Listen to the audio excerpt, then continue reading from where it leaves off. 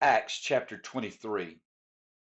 Then Paul, looking earnestly at the council, said, Men and brethren, I have lived in all good conscience before God until this day. And the high priest Ananias commanded those who stood by to strike him on the mouth. Then Paul said to him, God will strike you, you whitewashed wall, for you sit to judge me according to the law. And do you command me to strike contrary to the law? And those who stood by said, Do you revile God's high priest? Then Paul said, I do not know, brethren, that he was the high priest, for it is written, You shall not speak evil of a ruler of your people. But when Paul perceived that one part were Sadducees and the other part Pharisees, he cried out in the council, Men and brethren, I am a Pharisee, the son of a Pharisee. Concerning the hope and resurrection of the dead, I am being judged. And when he had said this, a dissension arose between the Pharisees and the Sadducees, and the assembly was divided. For Sadducees say there is no resurrection, and no angel or spirit, but the Pharisees confess both.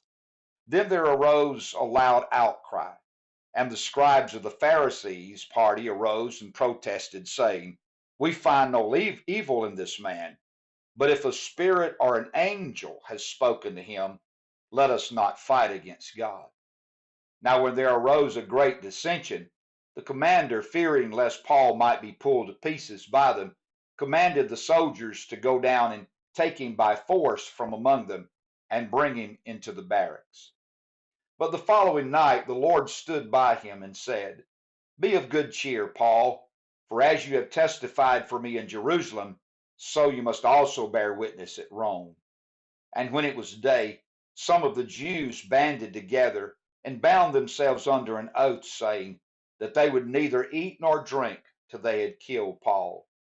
Now there were more than 40 who had formed this conspiracy. They came to the chief priests and elders and said, We have bound ourselves under a great oath that we will eat nothing until we have killed Paul.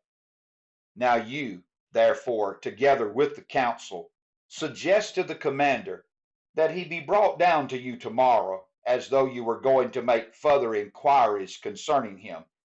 But we are ready to kill him before he comes near. So when Paul's sister's son heard of their ambush, he went and entered the barracks and told Paul. Then Paul called one of the centurions to him and said, Take this young man to the commander, for he has something to tell him. So he took him and brought him to the commander and said, Paul the prisoner called me to him and asked me to bring this young man to you. He has something to say to you. Then the commander took him by the hand and went aside and asked privately, What is it that you have to tell me? And he said, The Jews have agreed to ask that you bring Paul down to the council tomorrow, as though they were going to inquire more fully about him. But do not yield to them, for more than 40 of them lie in wait for him, men who have bound themselves by an oath that they will neither eat nor drink till they have killed him. And now they are ready, waiting for the promise from you. So the commander let the young man depart and commanded him, Tell no one that you have revealed these things to me. And he called for 2 centurions, saying, Prepare 200 soldiers, 70 horsemen, and 200 spearmen to go to Caesarea at the 3rd hour of the night, and provide mounts to set Paul on, and bring him safely to Felix the governor. He wrote a letter in the following manner: Claudius Lysias, to the most excellent governor Felix, greetings. This man was seized by the Jews and was about to be killed by them. Coming with the troops, I rescued him, having learned that he was a Roman. And when I wanted to know the reason they accused him, I brought him before their council. I found out that he was accused concerning questions of their law, but had nothing charged against him deserving of death or chains.